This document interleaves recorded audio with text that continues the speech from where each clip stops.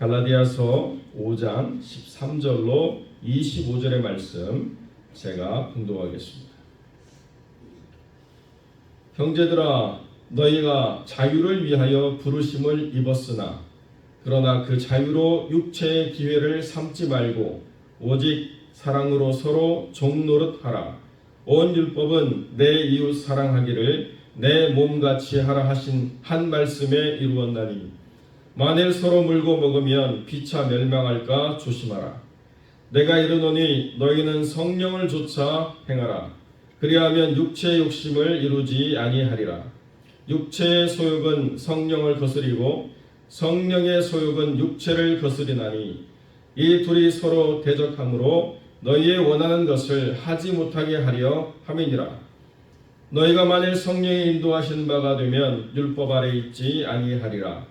육체의 일은 현저하니 곧 음행과 더러운 것과 호색과 우상 숭배와 술수와 원수를 맺는 것과 분쟁과 시기와 분냄과 당짓는 것과 불리함과 이단과 투기와 술취함과 방탕함과 또 그와 같은 것들이라.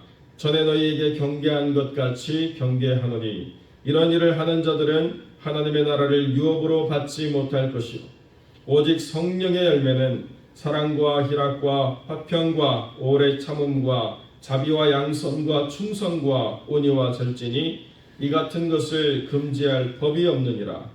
그리스도 예수의 사람들은 육체와 함께 그 정과 욕심을 십자가에 못 박았느니라. 만일 우리가 성령으로 살면 또한 성령으로 행할지니 헛된 영광을 구하여 서로 격동하고 서로 투기하지 말지니라. 아멘. 오늘 본문의 말씀을 가지고 성령과 동행하라 라는 제목의 말씀을 함께 나누겠습니다. 오늘 본문의 말씀은 중요한 두 가지 원리를 우리에게 가르쳐 주고 있습니다. 하나님 안에서 자유하는 법이 우리에게 준 그 의미가 무엇인가? 자유를 통해서 내가 원하는 대로 살아가는 삶이 아니라 교회 공동체 안에 서로를 섬기는 자로 살아가는 것이 하나님이 우리를 자유케 하신 뜻이다. 종 삼으려고 누가 노력해서 우리가 종으로 속박받은 게 아니라 우리가 타인에 대하여 섬기는 자가 되려고 하는 자유, 이게 주님이 원하시는 참된 자유라는 것입니다. 섬기는 자로서의 자유라는 것은 제한받지 않고 어떠한 특별한 기존에 꼭 도달해야만 그 섬김이 연락되는 게 아니라 내가 누군가를 섬기는 마음으로 하려고 하는 그 자그마한 물 한 잔도 하나님이 그 섬김의 자유 안에 행한 아름다운 일이다라고 말씀하신다는 것입니다.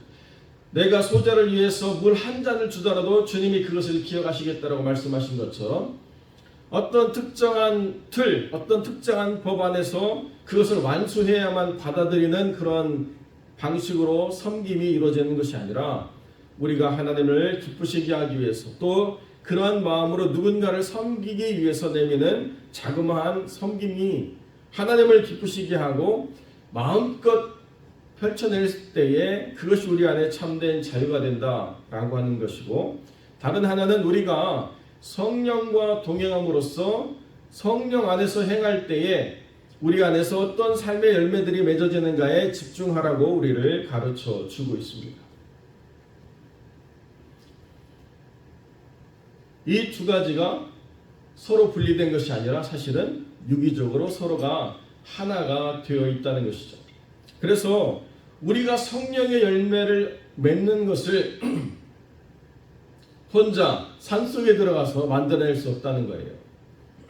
사랑과 희락과 화평, 이 모든 것이 추상적인 것이지만 그 추상적인 것이 어떻게 그리스도 안에서 형제된, 그리스도 안에서 걸어간 한 몸된 교회의 성도들 사이에 드러나게 되는가를 보고 이것은 성령 안에서 이루어지는 아름다운 일이구나를 우리가 판단할 수 있지, 자기 혼자 고독하게 수행한다고 해서 되어지는 것이 아니라는 것입니다.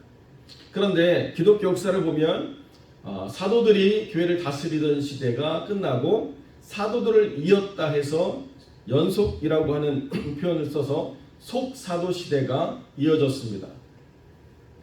그리고 난 다음에 교부 시대가 이어지는데 그 교부 시대에 정말로 하나님께 집중하려고 많은 사람들이 광야나 사막에서 혼자 수행하는 일들을 많이 벌였습니다. 그래서 영적으로 굉장히 깊이가 있어졌느냐? 그게 아니라는 거예요. 그 교부 시대가 끝나고 난 다음에 등장하는 게 교황의 시대죠. 그러니까 나 혼자 고행을 통해서 나 혼자 거룩을 추구하는 그 모습들이 만들어낸 열매가 뭐냐? 어그러진 교회의 모습들을 드러냈다는 것입니다. 주님이 원하시는 것은 나만 혼자 하나님과 깊은 관계를 맺는 것, 이것이 아니라는 것입니다. 우리 모두가 다 하나님 안에서 성령과 동행하고 서로를 섬기는 가운데 성령의 열매를 맺을 때 그 어떠한 신앙생활의 자세보다 하나님을 기쁘시게 하는 아름다운 삶의 자세가 된다라고 우리가 분명히 깨달아가야 된다는 것이죠. 그런데 우리를 그렇게 가만히 놔두는 사탄이 아니라는 거예요.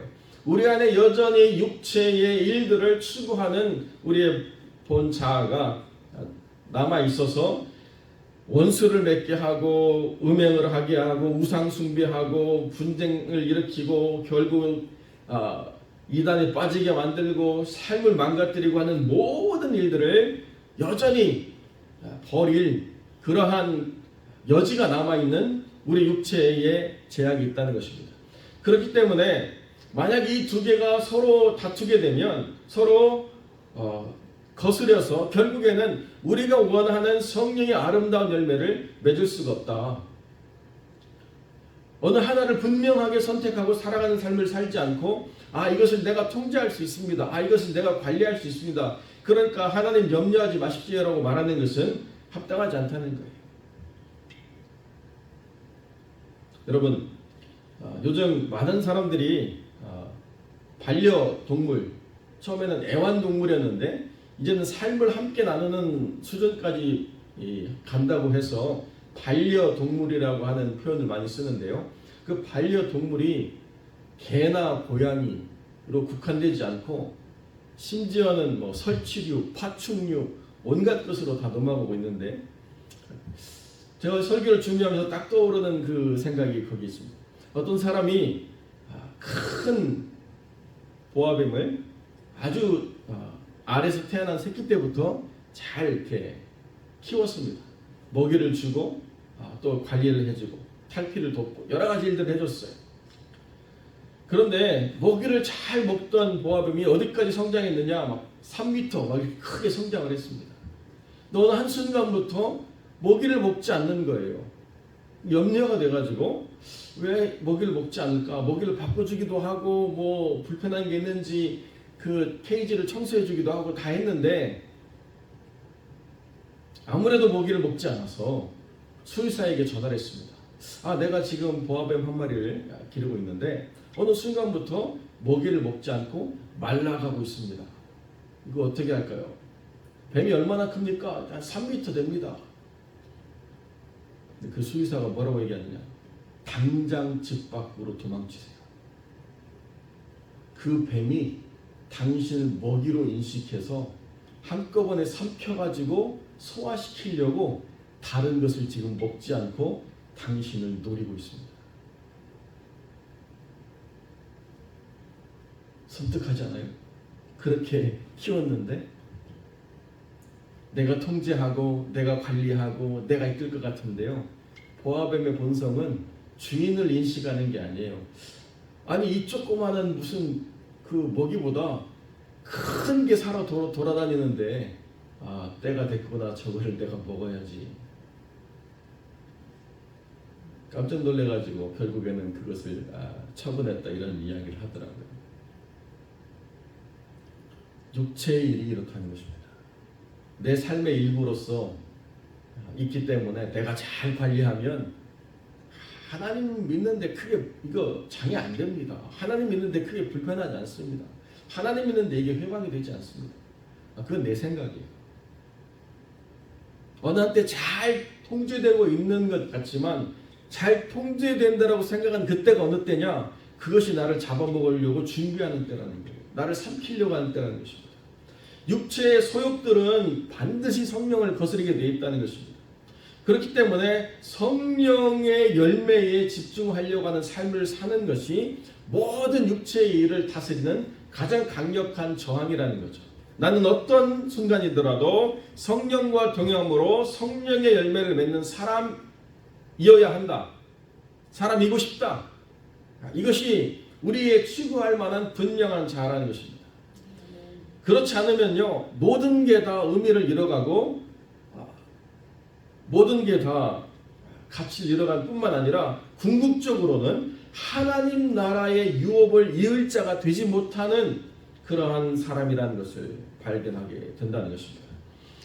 그렇기 때문에 우리는 어떤 존재가 되어야 되느냐? 24절에 분명히 이야기하죠. 24절, 그리스도 예수의 사람들은 육체와 함께 그 정과 욕심을 십자가에 못 박았느니라. 우리의 육체의 삶을 살아가던 모든 즐거움이 십자가에 못 박힌 바 되고 우리는 예수와 함께 새로운 생명을 가지고 성령 안에서 살아가는 기쁨을 우리가 누릴 수 있다라고 성경 우리에게 가르쳐 준다는 것입니다.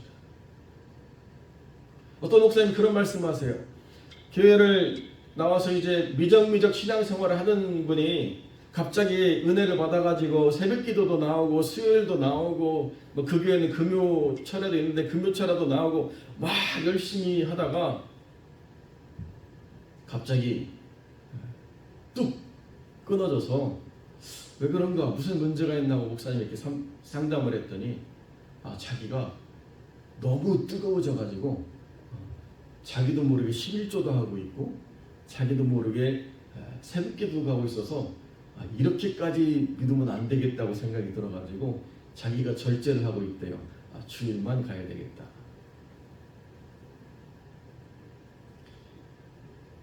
하나님이 은혜를 주셔도요, 그 은혜에 순복해서 나아가는 영혼이 있는가 하면 하나님이 은혜를 주시면 머릿속으로 계산을 해가지고 내가 이렇게까지 광신도가 될 필요가 있나? 적절하게 믿어야지 스스로가 하나님의 은혜를 절제하는 사람도 있다는 것입니다. 뭔가의 기쁨을 누리고 뭔가의 만족을 누리면 그것을 계속 추구하는 것이 육체의 일이죠. 그렇기 때문에 그 육체의 일들로 인해서 세상이 얼마나 혼탁하고 어지럽습니까? 요즘 엠팍스라고 하는 원숭이 두창이 유행하고 있다고 조심하라고 엄청나게 떠드는데요. 원숭이 두창은 WHO 보고에 의하면 대부분의 환자가 남자 동성애자들이라는 거예요. 그걸로 전염이 된다는 거죠. 우리가 왜 그거를 경계하고 우리가 지금 왜 그것 때문에 국가적인 위협이 된다고 이야기해야 됩니까? 잠비와 쥐를 잡으래요. 잠비와 쥐가 원인이라고. 말도 안 되는 소리죠. 다 가리고 감춰가지고 어떤 사람들의 그 음란에 대한 일들을 보호해 주려고 애를 쓰고 있어요. 여러분, 메독이라고 하는 성병도 어디서 왔습니까? 그 인디안들이 라마라고 하는 그 짐승과 더러운 일을 벌여가지고 그것이 옮겨져서 왔다라고 하는 설이 아마 학자들에 의해서 정설로 받아들여지고 있는데요. 그런 병들이 그렇게 옮겨지고 있는 거예요. 한때 동성애자들에게는 사망과 같았던 후천성 면역 결핍증 HIV라고 하는 그것도 원숭이들 속에서는 아무런 질병이 아니었습니다. 그것이 사람으로 옮겨오니까 질병이 되어버렸어요.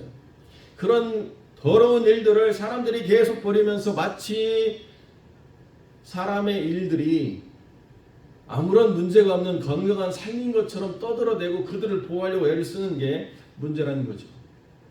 이제는 좋은 약들이 나와가지고 그러한 후천성 면역 결핍증에 대한 그 현저한 통제가 가능해서 죽지 않고 잘 살아갈 수 있다고, 이제 아무런 문제가 없다고, 동성해도 된다고 이야기하고 있는 세상을 우리가 보고 있습니다.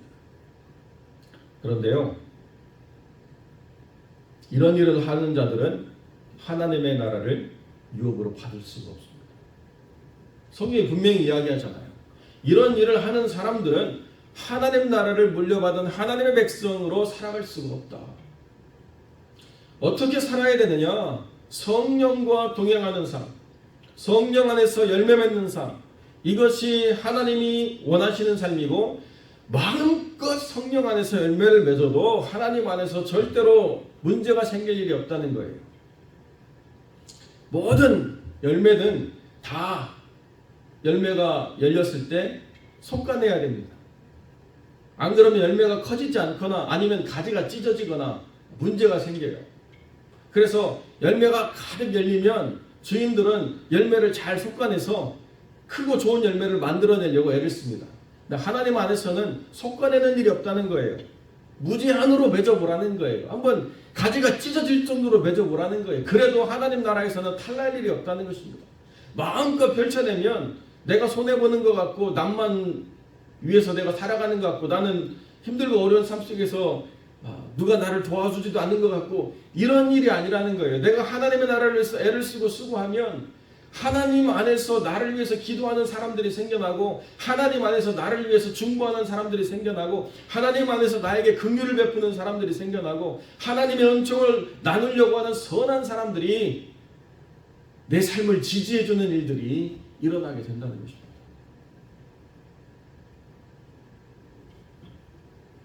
여러분, 제가 화평장로교에 오기 전에 잠시 사역을 그만두고 있었는데요. 오래전에 한 교회를 섬겼던 집사님이 갑자기 메일을 보냈어요. 링크가 달려있는데 그 링크를 들어가니까 제가 살던 지역에 매물로 나온 한 교회 링크예요. 이게 뭡니까 집사님? 그랬더니 목사님 목회하셔야 되는데 자기가 이 건물을 살 테니까 목사님 여기서 개척하실래요? 집사님 너무 감사합니다.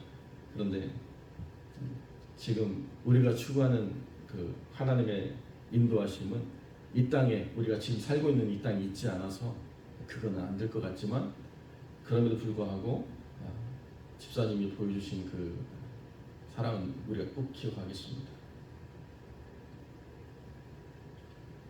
생각지도 않는 일들이 하나님 안에 펼쳐나가는 수많은 사건들이 있습니다.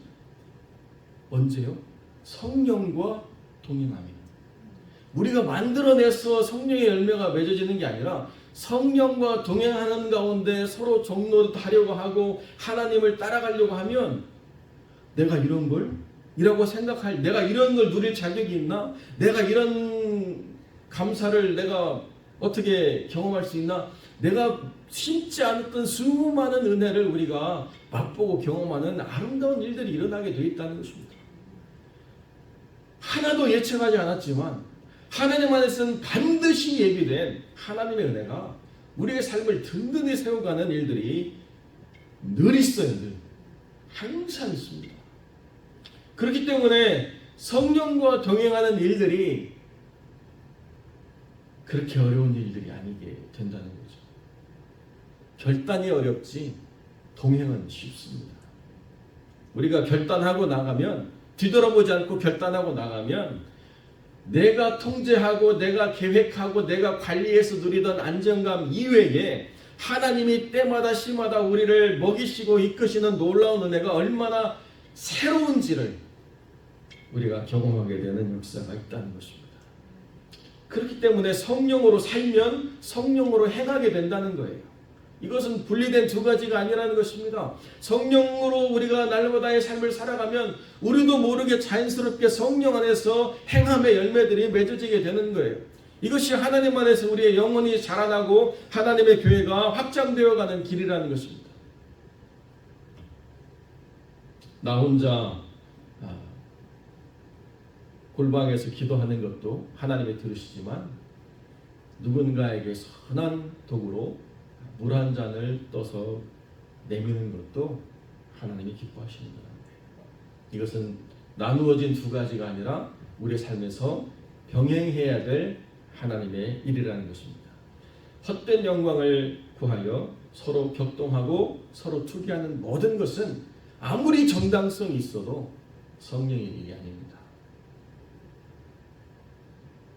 아무리 오름에 대해서 우리가 강하게 얘기한다라 하더라도 그 오름 때문에 서로가 나눔이 된다라고 하는 것을 하나님이 기뻐하시지는 않습니다.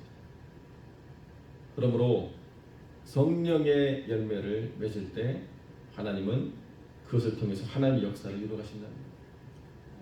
사랑하는 성도 여러분, 오늘 우리는 우리 스스로가 생각하기에 부족하고 모자라다 하더라도 우리는 하나님의 나라를 유업으로 이을 하나님의 사람들입니다. 하루를 성령으로 살고 성령 안에서 행할 때 하나님이 여러분을 통해서 아름다운 열매가 풍성하게 맺어지도록 이끌어 가실 줄로 믿습니다. 우리 함께 한번 기도하겠습니다.